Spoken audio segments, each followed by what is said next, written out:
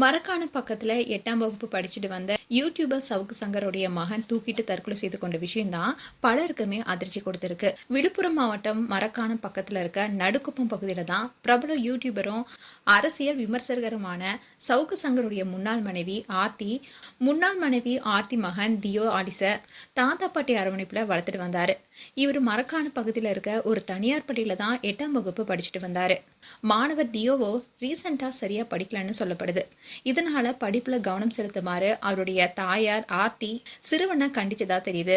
அம்மாவோட கண்டிப்பால கடுமையான மன உளைச்சலுக்கு ஆளான சிறுவனும் வீட்டுல பின்பக்கம் இருக்கிற வேப்ப மரத்துல தற்கொலை செய்திருக்காரு. சிறிது நேரம் கழித்து வீட்டுக்கு வந்த குடும்பத்தினரோ மகன் தூக்குல தொங்குறத கண்டு பேரதிர்ச்சி அடைஞ்சிருக்காங்க. உடனடியா அவரை மீட்டு சிகிச்சைக்காக பக்கத்தில் இருக்க மருத்துவமனைக்கு கொண்டு சென்றிருக்காங்க.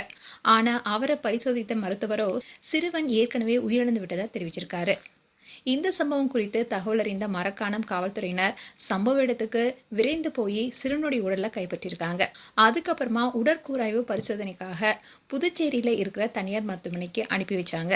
மேலும் இந்த சம்பவம் தொடர்பா வழக்கு பதிவு செய்துள்ள மரக்காணம் காவல்துறையினரோ சிறுவனுடைய தற்கொலைக்கு தாயார் கண்டித்தது மட்டும்தான் காரணமா இல்ல வேற ஏதாவது பின்னணி உள்ளதான்னு பல கோணத்திலையும் குடும்பத்தினரிடமோ சுற்றுவட்டார பகுதியினர்கிட்டையும் தீவிர விசாரணையில் ஈடுபட்டிருக்காங்க. பள்ளி மாணவர் ஒருவர் தற்கொலை செய்து கொண்ட இந்த விபரீத சம்பவம் தான் நடுக்குப்பம் அண்ட் மரக்காணம் சுற்றுவட்டார பகுதியில மிகப்பெரிய சோக அலையையும் ஏற்படுத்தியிருக்கு. அண்ட் இந்த விஷயத்த சவுக்கு சங்கர் அவருடைய சோசியல் மீடியா பேஜ்ல சொல்லியிருக்காரு. அண்ட் ரீசெண்டா தான் சவுக்கு சங்கருடைய அம்மா இறந்தாங்க. இதை தொடர்ந்து தன்னுடைய மகனையும் பறி கொடுத்திருக்காரு சவுக்கு சங்கர். இதை தொடர்ந்து தான் என்னுடைய அன்னை அவனை பார்த்து கொள்வார்னு ரொம்பவே உருக்கமா ஒரு போஸ்டர் ஷேர் பண்ணியிருக்காரு.